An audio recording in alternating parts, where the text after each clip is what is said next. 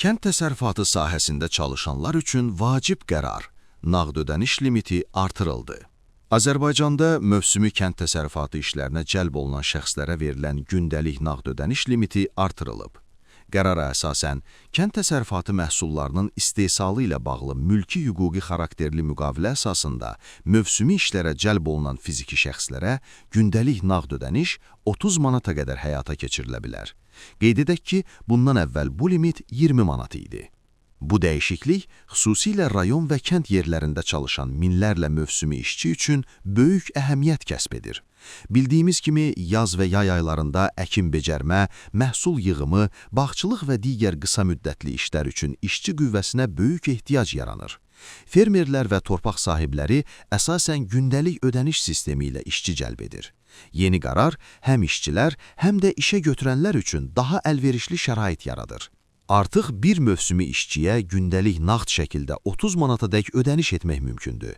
Bu isə kənd təsərrüfatında çalışan və gündəlik gəlir əldə edən şəxslərin maliyyə imkanlarını genişləndirir.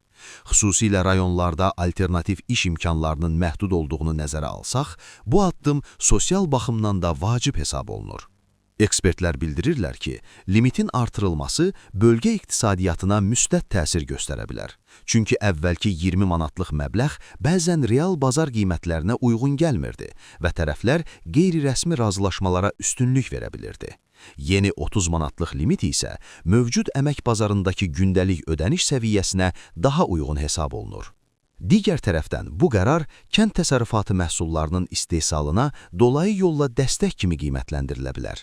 İşçi qüvvəsinin təminatının asanlaşması məhsuldarlığın artmasına, məhsulun vaxtında yığılmasına və itkilərin azalmasına səbəb olur.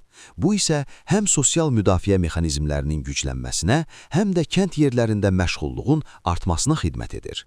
Beləliklə, gündəlik nağd ödəniş limitinin 20 manatdan 30 manata qaldırılması kənd təsərrüfatı sektorunda çalışan minlərlə insan üçün müsbət yenilik kimi qiymətləndirilir. Siz bu qərarı necə qiymətləndirirsiniz? Fikirlərinizi şərhlərdə paylaşmağı unutmayın və kanala abunə olun.